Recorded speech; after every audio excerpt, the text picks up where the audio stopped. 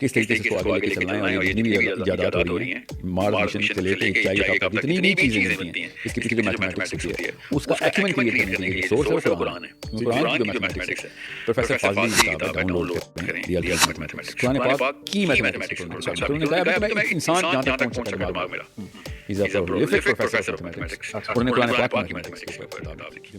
آج ہم doctor Ali are Fazli کی اس نایاب کتاب کا جائزہ لے رہے ہیں جو پرائم نمبرز اور انڈیکسز کے ذریعے قرآن مجید کی صورتوں میں چھپے حسابی کمال کو سامنے لاتی ہے۔ بالکل، اور ہمارا مقصد آج اس مسودے کو یوں نکھارنا ہے کہ ہر عمر کا فرد صرف سن کر سمجھ سکے کہ قدرت نے اپنے آخری کلام میں کتنی خوبصورتی سے میتھمیٹکس کا استعمال روا رکھا ہے۔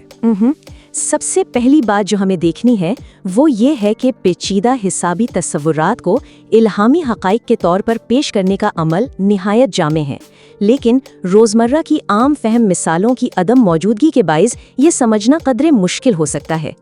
آپ کا اشارہ ان ٹیکنیکل اصطلاحات کی طرف ہے نا جو کتاب میں بہت زیادہ استعمال ہوئی ہیں؟ جی ہاں، خامی یہ ہے کہ مسودے میں مرسین پرائمز، گاؤسین پرائمز اور پرمیوٹیشن گروپس کا بے تحاشا استعمال کیا گیا ہے۔ صحیح، اور ایک عام قاری جو خالص ریاضی نہیں جانتا وہ تو ان ناموں سے ہی گھبرا جائے گا۔ بالکل، خطرہ یہی ہے کہ خالص ریاضیاتی اصطلاحات پر ضرورت سے زیادہ انحصار کرنے کی وجہ سے وہ سامع جو اس کائناتی خوبصورتی کو محض سن کر سمجھنا چاہتا ہے، اصل پیغام سے ہی کٹ جائے گا۔ لیکن دوسری طرف یہ ایک مستند ریاضیاتی تحقیق ہے جو ڈاکٹر فاضلی نے کتاب میں مکمل حوالوں کے ساتھ بیان کی ہے۔ اگر ہم یہ اصطلاحات ہٹا دیں گے تو کیا علمی بنیاد کمزور نہیں ہوگی؟ نہیں، میری تجویز یہ نہیں ہے کہ ہم انہیں ہٹا دیں۔ تجویز یہ ہے کہ پیچیدہ ریاضیاتی اعداد و شمار کی گہرائی میں جانے سے پہلے ان تصورات کو ایسی سادہ اور روزمرہ کی مثالوں سے متعارف کروائیں جنہیں سن کر ایک عام ذہن فوراً تصور کر سکے۔ اچھا، یعنی ہم اصطلاح استعمال کریں لیکن پہلے اس کا ایک بصری یا عام فہم خاکہ بنا دیں۔ 100%۔ ہم اس کی ایک ٹھوس مثال لیتے ہیں۔ مسودے میں سورہ 96 کی 19ویں آیت کا تعلق 9619 کے عدد سے جوڑا گیا ہے اور اسے لونلی پرائم کہا گیا ہے۔ ہاں، وہ پرائم نمبر جس کے آس پاس کوئی اور پرائم نہیں ہوتا۔ بالکل، اب پچھلے ایک ڈرافٹ میں اسے ہجوم میں کھڑے ایک تنہا شخص سے تشبیہ دی گئی تھی۔ مجھے یاد ہے، لیکن وہ تنہا شخص والی بات کوئی سائنسی یا حسابی میکینزم تو واضح نہیں کرتی۔ یہی تو خامی تھی، اس لیے تنہا شخص کی بجائے ہمیں اسے فزکس کے کسی ناقابل تقسیم بنیادی ذرے مطلب کسی ایٹم کی مثال سے واضح کرنا چاہیے۔ ارے واہ، یہ تشبیہ زیادہ جاندار ہے نا؟ آپ سامع کو بتائیں کہ جس طرح ایک بنیادی ذرہ کائنات کی عمارت کی سب سے پہلی اینٹ ہوتا ہے جسے مزید توڑا نہیں جا سکتا، بالکل اسی طرح 9619 ایک ایسا عدد ہے جو ناقابل تقسیم ہے۔ اور چونکہ سورہ 96 پہلی وحی ہے تو یہ کلام کی پہلی اور ٹھوس حسابی اکائی بن جاتی ہے۔ بالکل صحیح۔ اس طرح کوئی بھی شخص صرف سن کر سمجھ جائے گا کہ یہ عدد اتنا اہم کیوں ہے۔ ایک اور بڑی مثال اس کتاب میں 19 کے ہندسے کی ہے۔ سورہ 74 کی آیت 30 کا حوالہ ہے کہ اس پر 19 مقرر ہیں۔ ہاں، وہ جسے مصنف نے ایک ریاضیاتی جنریٹر کہا ہے۔ تو اسے ہم آج کے دور کے حساب سے کیسے سمجھائیں گے؟ ہم اسے جدید ڈیجیٹل انکرپشن یا پھر چیک سم کی مثال سے سمجھا سکتے ہیں۔ اچھا، وہ کیسے؟ ذرا اس پر روشنی ڈالیں۔ دیکھیں، جب ہم انٹرنیٹ پر کوئی حساس فائل بھیجتے ہیں تو اس کے ساتھ ایک انکرپشن کوڈ لگا ہوتا ہے۔ صحیح، تاکہ کوئی اسے راستے میں بدل نہ سکے۔ بالکل، اگر کوئی ہیکر اس فائل میں ایک لفظ حتیٰ کہ ایک چھوٹا سا کاما بھی بدلنے کی کوشش کرے نا تو وہ کوڈ کریش ہو جاتا ہے، یعنی فائل کرپٹ ہو جاتی ہے۔ جی ہاں، تو انیس کا ہندسہ قرآن کے پورے نظام میں بالکل اسی طرح ایک کائناتی انکرپشن اور چیک سم کا کام کر رہا ہے۔ اگر ایک حرف بھی کم یا زیادہ ہو تو یہ پورا حسابی تالا کھلنے سے انکار کر دے گا۔ کیا بات ہے، لیکن مجھے ایک الجھن ہے، کیا الہی کتاب کا موازنہ کمپیوٹر کے ڈیجیٹل پاسورڈ سے کرنا اسے بہت زیادہ مشینی نہیں بنا دے گا؟ یہ بہت اچھا سوال ہے۔ اگر مصنف کو یہ خدشہ ہو تو اس کی ایک اور بہترین مثال بایولوجی سے لی جا سکتی ہے، انسانی ڈی این اے کی۔ جینیاتی کوڈ کی بات کر رہی ہیں آپ؟ جی، جس طرح ڈی این اے میں جینیاتی کوڈ کی ایک ترتیب ہوتی ہے اور اگر ایک چھوٹا سا حصہ بھی اپنی جگہ سے ہل جائے تو پورا بایولوجیکل نظام بگڑ جاتا ہے، ویسے ہی انیس اس کلام کا جینیاتی کوڈ ہے۔ واہ، یہ تشبیہ اسے مشینی ہونے سے بچا لے گی اور کلام کو ایک زندہ دھڑکتے ہوئے وجود کے طور پر پیش کرے گی۔ بالکل۔ اب مصدق کی ساخت اور روانی کی طرف چلتے ہیں۔ اعداد و شمار پر مبنی شواہد کی کثرت بسا اوقات بیانیے کے تسلسل پر حاوی ہو جاتی ہے، جس سے ایک ایسا ساختی بوجھ پیدا ہوتا ہے جہاں قاری کلام کی روانی کے کے بجائے عادات کی بمباری محسوس کرتا ہے۔ او ہاں، یہ میں نے بھی شدت سے محسوس کیا۔ مطلب مصنف نے ایک ہی دعوے کے لیے یکے بعد دیگرے بے شمار حسابی راستے ایک ہی پیراگراف میں دے دیے۔ یہی سب سے بڑی خامی ہے۔ یہ شواہد بلا شبہ ناقابل تردید ہیں اور ڈاکٹر فاضلی کی تحقیق کے عین مطابق ہیں، لیکن کیا اتنے سارے راستے ایک ساتھ دینے سے سامعین کی توجہ بھٹک نہیں جائے گی؟ 100% بھٹکے گی۔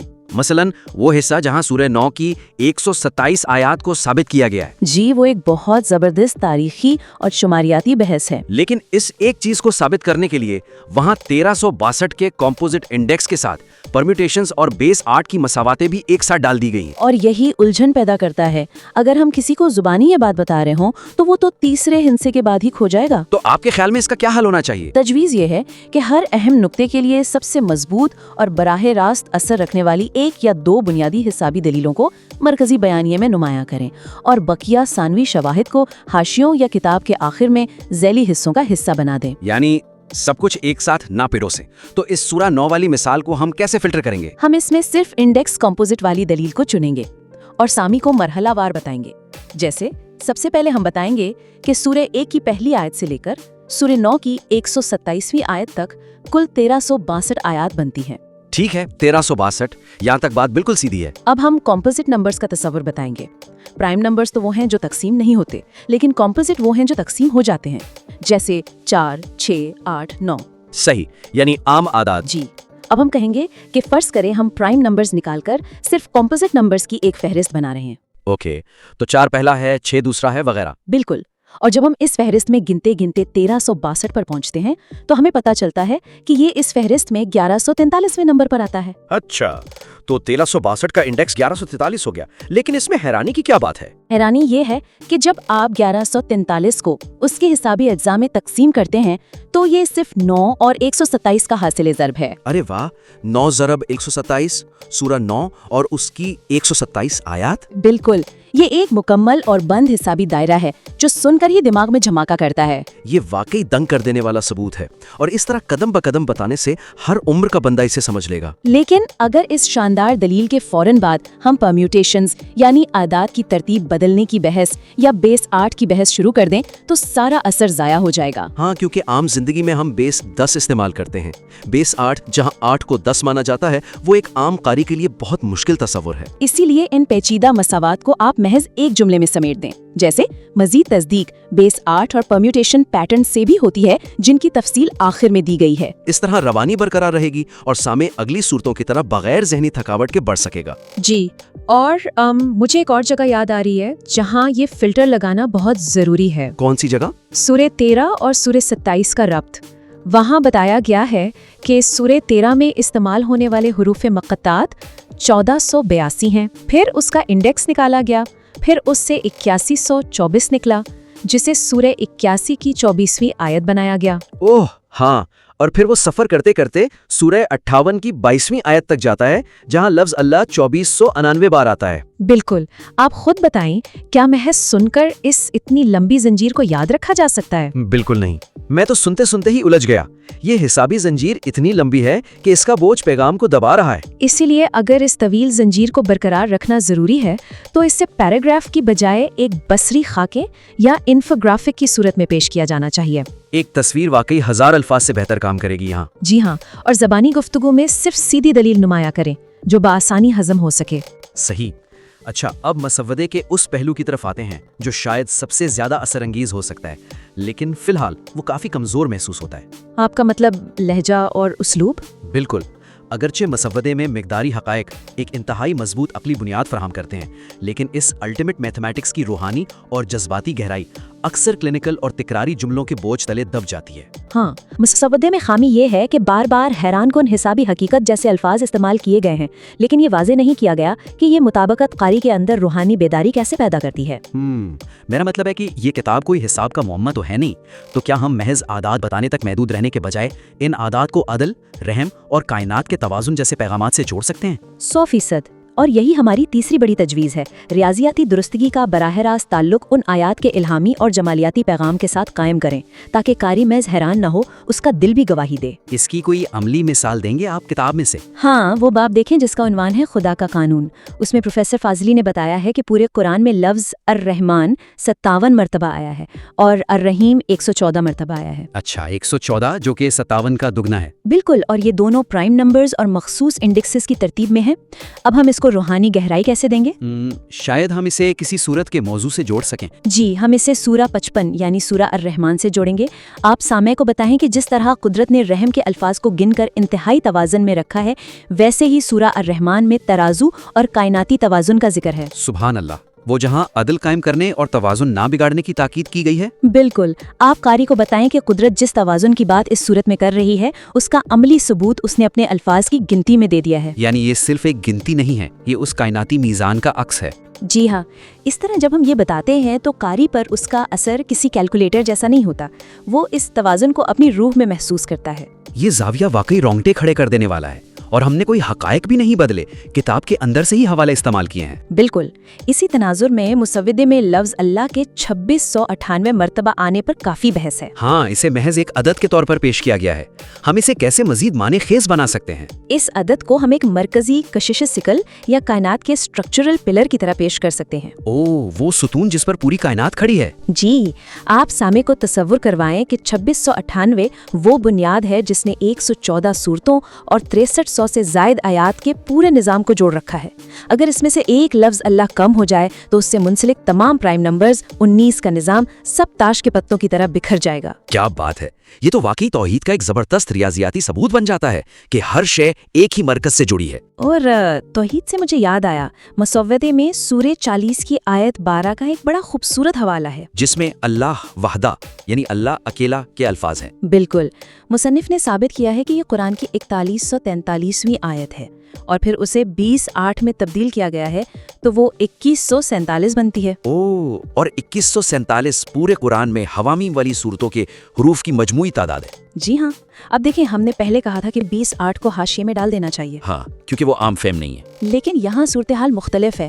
یہاں یہ پیچیدہ حساب براہ راست اسلام کے سب سے بڑے عقیدے توحید سے جڑ رہا ہے، تو ہم اسے مرکزی متن میں رکھ سکتے ہیں، بس اس کی پیشکش روحانی ہونی چاہیے۔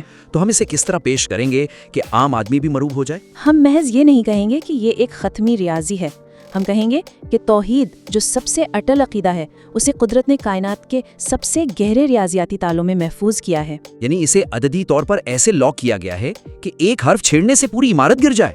بالکل، جب آپ اسے یوں بیان کریں گے تو سامع بیس 8 کی پیچیدگی کو بھول کر اس عقیدے کی مضبوطی کو محسوس کرے گا۔ یہ ایک بہترین اپروچ ہے، ہم عقیدے اور ریاضی کو یکجان کر رہے ہیں۔ جی، تو اگر ہم آج کے اس پوری بحث کو سمیٹنا چاہیں تو ہم نے 3 بنیادی اور ٹھوس تجاویز دی ہیں۔ پہلی تو یہ کہ تکنیکی اصطلاحات کی رکاوٹ کو دور کریں، مرسین پرائمز یا لونلی پرائمز کو ایٹم یا جینیاتی کوڈ جیسی عام فہم مثالوں سے سمجھائیں۔ بالکل۔ دوسری تجویز یہ تھی کہ بیانیے کی روانی کو برقرار رکھیں، ایک ہی دعوے کے لیے شواہد کا انبار نہ لگائیں، سب سے مضبوط دلیل سامنے رکھیں اور بیس 8 جیسے اضافی حسابات کو اپینڈکس کا حصہ بنائیں۔ اور تیسری جو سب سے اہم تھی کہ لہجے کو تبدیل کریں، عادات کو محض مشینی جملوں میں پیش کرنے کی بجائے ان کا تعلق آیات کی روحانی گہرائی، توحید اور کائناتی توازن سے جوڑیں۔ 100%۔ اگر ان تجاویز پر عمل کیا جائے تو یہ مسودہ ہر عمر اور ہر ذہنی سطح کے فرد کے لیے ایک قابل فہم اور پرکشش سفر بن جائے گا۔ بلا شبہ پروفیسر فاضلی کی یہ کتاب ایک نایاب خزانہ ہے اور ہم ان کی اس شاندار کاوش کو دل سے سراہتے ہیں۔ جی ہاں، اور ہم انہیں بھرپور دعوت دیتے ہیں کہ وہ آج کے اس جائزے کی روشنی میں اپنے مسودے کو نئے زاویوں سے نکھار کر ایک بار پھر ہماری اس تجزیاتی نشست میں بھیجیں تاکہ ہم جان سکیں کہ یہ کائناتی حسابی توازن مزید کتنے راز کھول سکتا ہے۔